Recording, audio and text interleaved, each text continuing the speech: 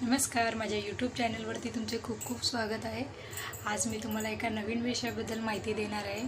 जी माहिती असणार आहे की online marriage certificate online marriage registration हे साठी आपण फॉर्म कसा सबमिट करतो, फॉर्म कसा फिलअप करायचा आहे तो मी तुम्हाला सांगणार आहे। तो फॉर्म भरण्याआधी मी तुम्हाला एक सांगेन की आपण जे फॉर्म भरताना जे डॉक्युमेंट्स आपण लावणार आहे फॉर्म सहित किंवा जे डॉक्युमेंट्स तुम्हाला लागणार आहेत मॅरेज रजिस्ट्रेशनसाठी ते मी तुम्हाला अगोदर सांगेन, ते तुम्ही रेडी ठेवावेत। तर सर्वात प्रथम मी तुम्हाला सांगेन, जर तुमचं अरेंज मॅरेज आहे किंवा कस्टमरी मॅरेज आहे, रजिस्टर मॅरेज असेल तर तुम्हाला ते मॅरेज सर्टिफिकेटची गरजच नाही, तुम्हाला ते तिथूनच भेटलं जाईल। पण जर का तुमचं कस्टमरी मॅरेज आहे किंवा म्हणजे अरेंज मॅरेज जसं हॉलवर वगैरे लग्न होतं तर ते असेल तर तुम्हाला लग्नपत्रिकेची गरज आहे। लग्नपत्रिका जर लग्नपत्रिका नसेल, कस्टमरी मॅरेज असेल तर तुम्हाला एका ॲडव्होकेटकडून एक डिक्लेरेशन मिळतं, ॲफिडेविट किंवा डिक्लेरेशन जे असेल त्यांनी दिलं असेल ते तुम्हाला लागेल। आणि त्याच्यानंतर नवरा नवरींचे जॉईंट फोटो लागतील, 4-5 कॉपीज तरी तुमच्याकडे त्या ठेवल्या पाहिजेत। तो जो जॉईंट फोटो असणार आहे तो अगदी सिम्पल असला पाहिजे। सिम्पलचा अर्थ म्हणजे की तुमच्या जो फोटोच्या बॅक साईडला नो सिनियरिटी किंवा नो क्लोजअप, फ्रंट साईडलाच तुम्ही पाहणं गरजेचं आहे। याचं कारण असं आहे की गव्हर्मेंट क्लोजअप फोटो आणि बॅक साईडला सिनियरिटी असलेले फोटो ॲक्सेप्ट करत नाही, त्यामुळे तुम्ही अगोदरच जॉईंट फोटो हे सिम्पल फोटो काढलेले पाहिजेत पासपोर्ट साईजमध्ये, आणि 4 ते 5 कॉपीज स्वतःकडे ठेवावेत। जेवढे एक्स्ट्रा तुम्ही ठेवू शकता तेवढे एक्स्ट्रा ठेवावेत। त्यानंतर मी तुम्हाला सांगेन की नवरा नवरींचे आधार कार्ड लागेल। तुमच्याकडे जे डॉक्युमेंट्स असतील ते तुम्ही लावू शकता, पण एज प्रूफ, रेसिडेन्शियल प्रूफ ह्यासाठी तुमच्याकडे जे डॉक्युमेंट असतील ते तुम्ही लावू शकता। फॉर्ममध्ये तुम्हाला 4 ते 5 ऑप्शन दिलेले आहे डॉक्युमेंट्स लावण्यासाठी, त्यातलं तुम्ही कुठलेही एखादं चॉईस करू शकता जे तुमच्याकडे अवेलेबल असेल ते। पण मी तुम्हाला हे सांगू शकते की तुम्ही आधार कार्ड लावू शकता, रेशन कार्ड लावू शकता, इलेक्शन कार्ड लावू शकता, लाईट बिल लावू शकता, टेलिफोन बिल लावू शकता। लाईट बिल, टेलिफोन बिल लावताना तुम्हाला तुमचं नाव त्यात असणं गरजेचं आहे। त्याच्यानंतर मी तुम्हाला सांगेन की नवरा नवरींचे दोघांचे मिळून 3 विटनेस लागतील। जे विटनेस तुम्ही मेन्शन करणार आहात फॉर्ममध्ये ते विटनेस तुम्हाला तुमच्यासोबत वॉर्डमध्ये न्यावे लागणार आहेत, त्यामुळे तुम्ही विटनेस फिलअप करताना कन्फर्म करूनच फॉर्म भरावा की कोण विटनेस तुमच्यासोबत येणार आहे। त्यानंतर त्यांचे ओरिजिनल आधार कार्ड तिकडे दाखवावे लागणार आहेत, फॉर्ममध्ये क्लिक करावं लागणार आहे। त्यांचा रेसिडेन्शियल प्रूफ लागणार आहे, त्यांचे फोटोज लागतील। त्यानंतर जे विटनेस तुम्ही टाकाल तर तुम्ही ते विटनेस जास्त वेळा चेंज करू शकत नाही। त्याच्यानंतर मी तुम्हाला सांगेन की ज्याने कोणी तुमचं लग्न लावलेलं आहे तर त्याचे तुम्हाला हे डिटेल्स लागतील, त्याचा ॲड्रेस लागेल, त्याचा डेट ऑफ बर्थ लागेल, त्याच्यानंतर त्याची तुम्हाला कास्टसुद्धा लिहावी लागेल। आणखीन एक महत्त्वाची गोष्ट मी तुम्हाला सांगेन ह्याच्यामध्ये की जी नवरा नवरी आहे त्या दोघांची कास्ट ही सेम असणं गरजेचं नाही म्हणता येणार, पण सेम असेल तर तुम्हाला फॉर्म भरताना जास्त प्रोसिजर लागणार नाही। पण जर तुमची अदर कास्ट मॅरेज असेल, दोघांची कास्ट वेगळी असेल, रिलिजन वेगळं असेल, तर तुम्हाला लग्नाच्या आधी एक जॉईंट डिक्लेरेशन करावं लागतं। ज्या डिक्लेरेशनमध्ये एकतर नवऱ्याने नवरीची जात ॲक्सेप्ट केली पाहिजे किंवा नवरीने नवऱ्याची जात ॲक्सेप्ट केली पाहिजे। ही जात ज्यांची कोणी तुम्ही ॲक्सेप्ट कराल ते दोघांची कास्ट ॲक्सेप्ट करून दोघांची कास्ट ही सेम झाली पाहिजे, त्यानंतरच तुम्ही तो फॉर्म भरू शकता। जर का तुमची कास्ट वेगळी आहे आणि तुम्ही जर फॉर्म भरत असाल तर तो फॉर्म ॲक्सेप्ट केला जाणार नाही। त्याच्यानंतर मी तुम्हाला सांगेन तुमचा एक ईमेल ID असणं गरजेचं आहे। याच्यामध्ये तुमचा ईमेल ID ह्यासाठी गरजेचा आहे की तुमचा ईमेल ID जर असेल तर नाही, तुम्हाला लागणारच, तर त्या ईमेल ID वरती आपल्याला MCGM मुंबई महानगरपालिका ही आपल्या ईमेल आय डीवरती मॅरेज सर्टिफिकेट आणि जो तुम्ही फॉर्म भरणार आहात आणि तुम्ही जी पेमेंट करणार आहात तर ही पेमेंट रिसीट फॉर्म आणि मॅरेज सर्टिफिकेट ह्या तिन्ही गोष्टी मेलवरती पाठवते. तुमच्या मेलवरती तुमचा मोबाईल नंबरसुद्धा लागणार आहे. प्लस हे जे पेमेंट आहे हे तुम्हाला कंपल्सरी ऑनलाईन पेमेंट करावं लागतं. तुम्हाला ती खाली लिंक येते, त्याला आपण क्लिक करून ते ऑनलाईन पेमेंट तुम्ही करू शकता. त्याच्यानंतर तुमचा जेव्हा फॉर्म पूर्ण भरून होईल, फॉर्म तर मी तुम्हाला दाखवणारच आहे कसा फॉर्मचा सबमिट केला जातो. तर फॉर्म भरताना तुम्हाला सगळे डिटेल्स भरायचे आहेत. तो फॉर्म भरल्यानंतर तुमची जी स्पेलिंग डेट वगैरे सगळं तुम्ही पुन्हा एकदा 2-3दा जरी चेक केला तरी चालेल, पण ती चेक करून घ्यावी. कारण की जेव्हा तुमचं मॅरेज सर्टिफिकेट येईल तेव्हा त्या मॅरेज सर्टिफिकेट कुठलीही मिस्टेक नसलेली चांगली. त्याच्यानंतर मी तुम्हाला सांगेन की जेव्हा तुमचा फॉर्म पूर्ण भरला जाईल त्याच्यानंतर सबमिटवरती तुम्हाला कंटिन्यूवरती क्लिक करून तुम्हाला तुमचं जर कुठलं ब्लँक राहिलं असेल फॉर्म भरताना तर तुम्हाला तो कम्प्युटर ॲटोमॅटिकली सांगेल की तुम्ही काही नाही भरलं असेल तर. त्यामुळे तुम्ही भरताना पूर्ण माहिती भरणं गरजेचं आहे आणि पूर्ण प्रॉपर माहिती भरणं गरजेचं आहे. फॉर्म भरल्यानंतर तुम्हाला ती ऑनलाईन पेमेंटसाठी हायलाईट करते, तर ते तुम्हाला पेमेंट तिथे भरायचं आहे. नेट बँकिंगनी भरू शकता, क्रेडिट कार्ड, डेबिट कार्ड, जे काही तुम्हाला ज्याच्याने पेमेंट करायचं आहे तिथे 4-5 ऑप्शन दिलेले असतात, त्याच्यातून तुम्ही ते पेमेंट करू शकता. ते पेमेंट झाल्यानंतर तुम्हाला जर तुमचं मॅरेज हे 1 महिन्याच्या आत आहे तर तुम्हाला कुठलीही पेनल्टी बसत नाही. पण त्यांच्या रूलप्रमाणे टाईम किंवा पिरियड त्यांच्या रूलप्रमाणे जर निघून गेला असेल तर BMC तुम्हाला पेनल्टी लावते. त्या पेनल्टीसहित तुम्हाला ते पेमेंट करावं लागतं. पण ते जे काही तुम्ही पेमेंट कराल ते तुमच्या रिसीटवर मेन्शन होणार आहे. ती रिसीट आल्यानंतर तुम्हाला ती रिसीट आणि फॉर्म तुम्हाला ती PDF फाईलमध्ये येणार आहे. तर ती रिसीट आणि रिसीटच्या खाली तुम्हाला एक अपॉइंटमेंट डेट येते. तर ती अपॉइंटमेंट डेट पाहणं गरजेचं आहे की त्या अपॉइंटमेंट डेटनंतरच तुम्ही ते मॅरेज रजिस्ट्रेशनला तिथे वॉर्डला जाऊ शकता. प्लस ती डेट ही वर्किंग 1 वीकपर्यंत ती चालते. त्याच्यानंतर माझा हा व्हिडिओ तुम्ही कधी पाहता हे मला माहीत नाही, त्यामुळे मी तुम्हाला एक सांगू इच्छिते की जी मी तुम्हाला 7 डेज सांगते तर तुम्ही फॉर्म भरल्यानंतर तुम्ही एकदा वॉर्डला कन्फर्म करून घेऊ शकता की डेट तुमची किती दिवस ही व्हॅलिड राहील, जेणेकरून तुम्हाला इझी जाईल. फॉर्म भरताना तुम्ही तो फॉर्म सेव्ह करून ठेवू शकता. जर तुमचे विटनेसेस अवेलेबल नसतील किंवा तुमची काही डिफिकल्टीज असतील तर तुम्ही तो फॉर्म सेव्ह करू शकता. जेव्हा तुमचे सगळे प्रॉब्लेम सॉल्व्ह होतील तेव्हा तुम्ही फॉर्म तो कंटिन्यू पुढे करू शकता. पण एकदा रिसीट भरल्यानंतर ती अपॉइंटमेंट डेट तुम्हाला ती कॅन्सल करता येत नाही पेमेंट केल्यानंतर. त्यामुळे पेमेंट करण्याआधी तुम्ही सगळं रेडी ठेवावं. त्याच्यानंतर मी तुम्हाला सांगेन की त्या रिसीटवर अपॉइंटमेंट डेट जी येते तुम्ही ती डेट कन्फर्म करावी. त्यानंतर तुम्हाला ते 3 विटनेस जे लिहिलेले आहेत त्या 3 विटनेसला ओरिजिनल डॉक्युमेंट बरोबर तुमचे जे डॉक्युमेंट्स आहेत ते सगळे ओरिजिनल घेऊन तुम्हाला त्यांना कॉपीज द्यायच्या आहेत. पण त्या कॉपीज तुम्हाला अटेस्टेड करणं गरजेचं आहे. विदाऊट अटेस्टेड ती लोक कॉपीज घेणार नाहीत. प्लस तुम्हाला फॉर्मवरती कुठलीही सिग्नेचर घरून करून जायची नाही आहे.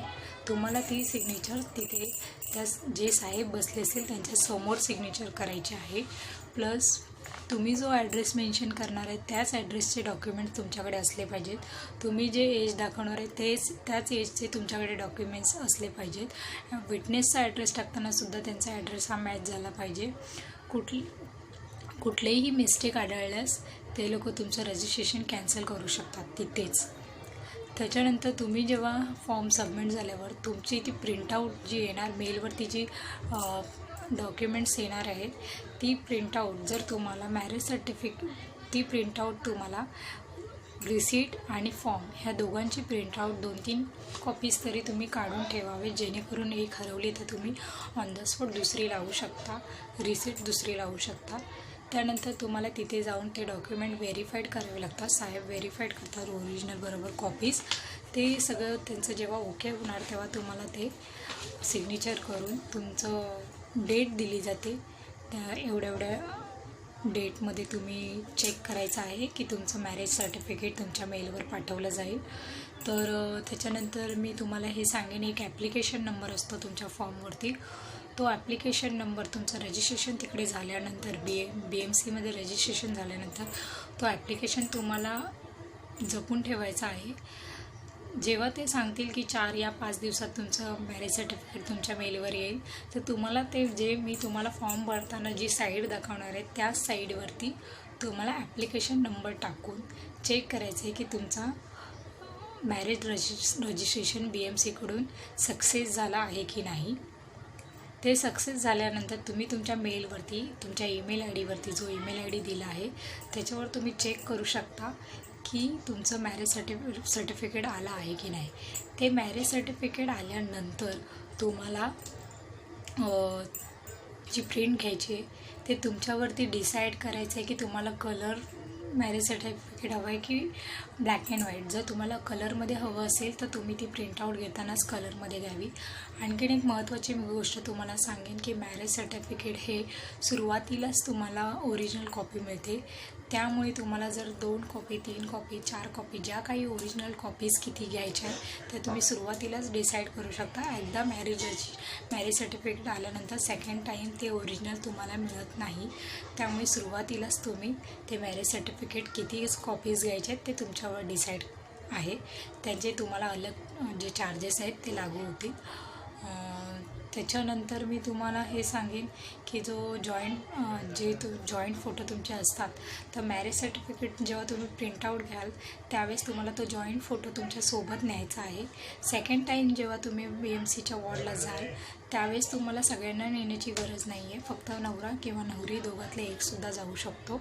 त्यावेळेस तुम्ही जाताना जॉईंट फोटो आणि तुमचं मॅरेज सर्टिफिकेटच्या कॉपीज या तुम्हाला सोबत न्यायच्या आहेत. तिथे जाऊन रजिस्ट्रारला तुम्हाला तो फोटो चिटकावून साहेबांची सिग्नेचर घेऊन ते मॅरेज सर्टिफिकेटवरती सिग्नेचर घेऊन तुम्हाला ते कलेक्ट करायचं आहे. एकदा का ते सिग्नेचर झालं की तुमचं मॅरेज सर्टिफिकेट रेडी होणार. त्याच्यानंतर तुम्हाला जर लॅमिनेशन करायचं असेल मॅरेज सर्टिफिकेट तर तुम्ही एखादी कॉपी विदाऊट लॅमिनेशन ठेवावी, जेणेकरून तुम्हाला जर कधी आउट ऑफ इंडिया जायचं असेल किंवा बाहेर जायचं असेल, तुमचा विजा वगैरे पासपोर्ट वगैरे बनवताना तुम्हाला ते मॅरेज सर्टिफिकेटवरती बॅक साईडला सिग्नेचर करावी लागते. त्यामुळे तुम्हाला एक तरी कॉपीज विदाऊट लॅमिनेशन ठेवावी लागते. बाकी मी आता तुम्हाला माझ्या कम्प्युटरवरती दाखवेन की कसा फॉर्म भरला जातो. तर आपण पाहूया. मी तुम्हाला क्रोमवरती दाखवणार आहे. तुम्ही कुठेही पाहू शकता, मोझिलावरती किंवा इंटरनेट एक्सप्लोरर. तर मोस्टली आपण क्रोमच यूज करतो. तर आपण क्रोमवरती जाऊन mcgm.com साईटचं नाव आहे, ती साईट टाकून आपण कसा फॉर्म भरला जातो हे पाहूया. मॅरेज सर्टिफिकेटचा फॉर्म कसा भरला जातो. मी क्रोममध्ये जाऊन इकडे mcgm.com लिहिणार आहे. त्यानंतर हे पहा, हे असं ओपन झालेलं आहे, ज्याच्यामध्ये तुम्हाला खाली सेकंडला विवाह नोंदणी दिसत आहे. त्या लिंकला तुम्ही क्लिक करायचं आहे. ती लिंक क्लिक केल्यानंतर हे असं तुम्हाला काहीतरी दिसेल. माझ्या इथे आता हे मराठीमध्ये आहे. तुम्ही इंग्लिशमध्ये सुद्धा ट्रान्सलेशन करू शकता.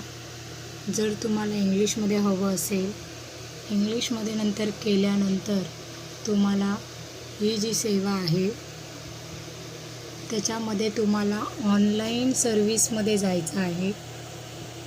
त्यानंतर तुम्हाला मॅरेज रजिस्ट्रेशनला क्लिक करायचं आहे. जर तुम्ही मराठीत करत असाल तर ऑनलाईन सेवा, त्यानंतर विवाह नोंदणी त्याला क्लिक करायचं आहे. त्यानंतर तुम्हाला एक फॉर्म ओपन होईल. जो फॉर्म तुमचा असणार आहे एक असा असणार आहे फॉर्म. हा बघा, form D, memorandum of marriage. सर्वात प्रथम तुम्हाला लग्नाची डेट टाकायची आहे. ज्या दिवशी तुमचं लग्न झालेलं आहे. त्यानंतर तुम्हाला तुमचा जो काही रेशन कार्डच्या हिशोबाने जो काही तुमचा वॉर्ड येईल तो तुम्ही वॉर्ड सिलेक्ट करायचा आहे. मी एल वॉर्ड सध्या घेते. त्यानंतर तुम्हाला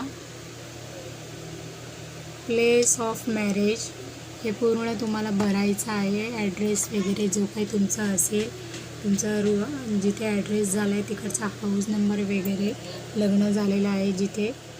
त्याच्यानंतर तुम्ही या ते ॲरोला क्लिक करून तुम्हाला हजबंडच्या डिटेल्सवर यायचं आहे.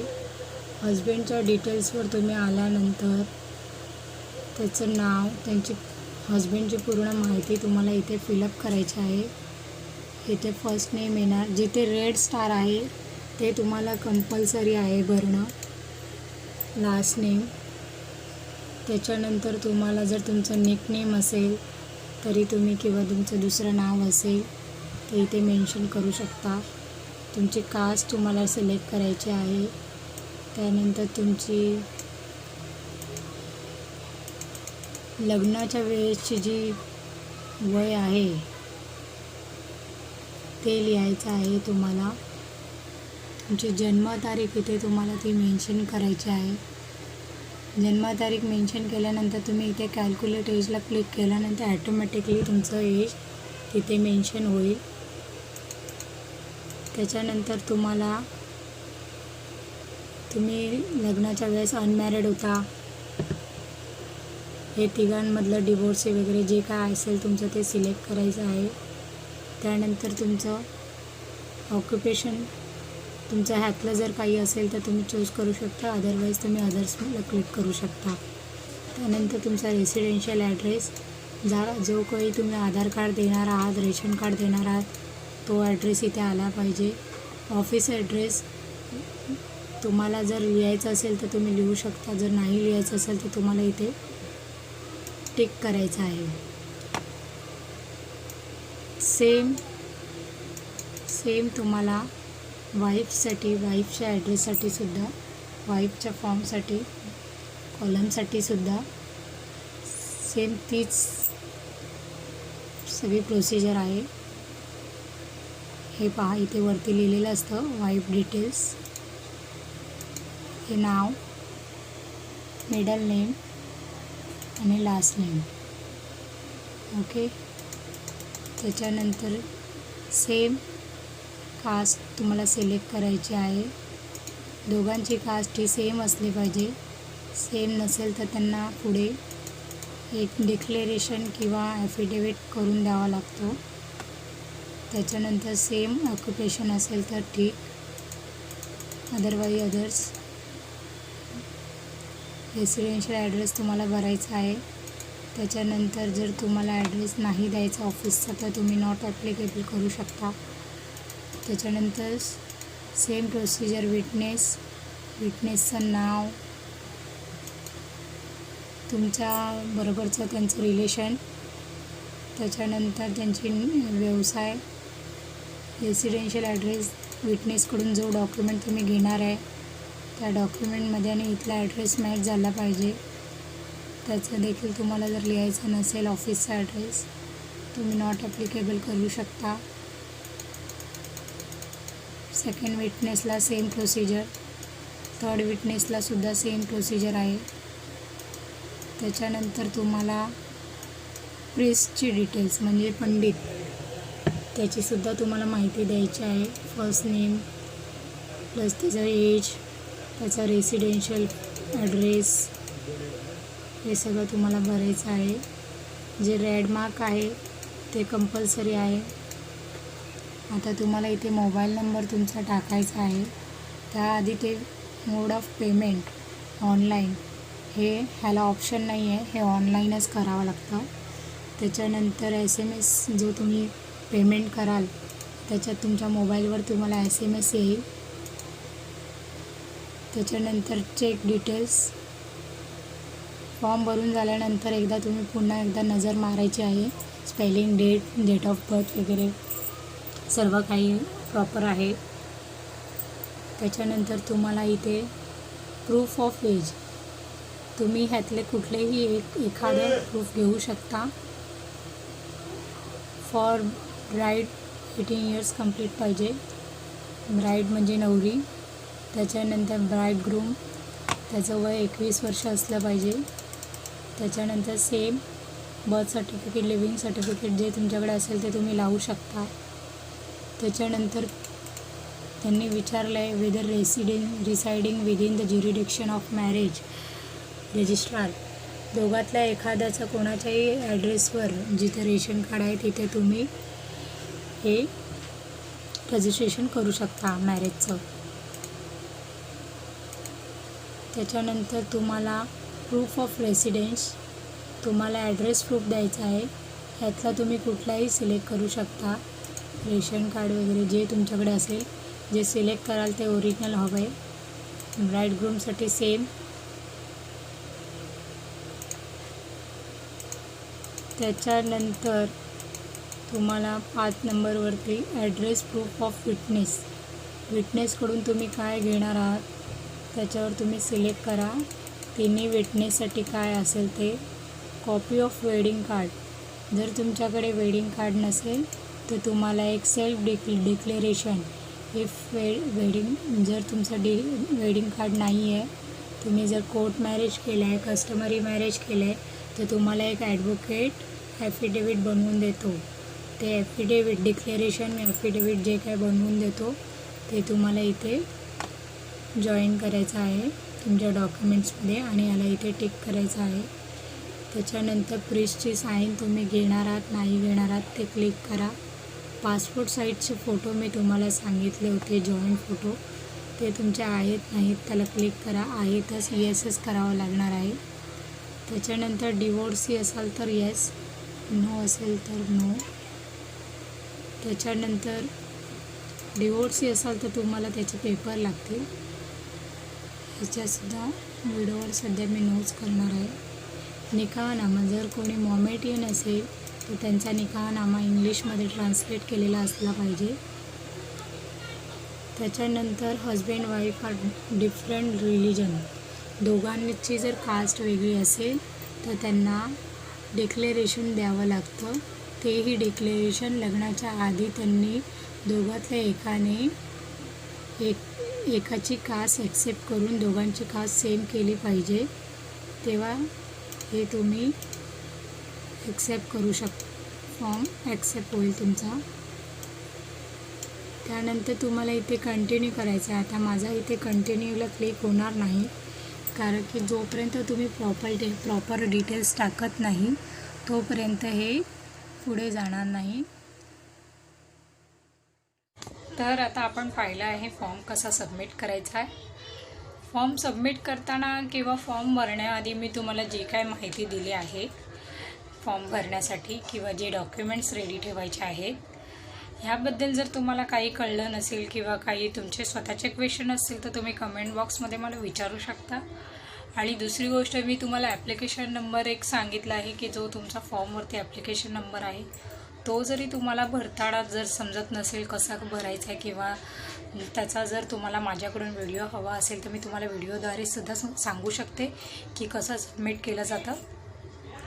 आणि बाकी अधिक माहितीसाठी मी तुम्हाला नेहमीप्रमाणे सांगेन, खाली दिलेल्या बेल आयकॉनला क्लिक करा आणि माझा चॅनल सबस्क्राईब करा, जेणेकरून तुम्हाला माझ्याकडून आणखीन काय काय छान छान शिकता येईल किंवा माहिती मिळेल, तुम्हाला आणखीन नॉलेज मिळेल.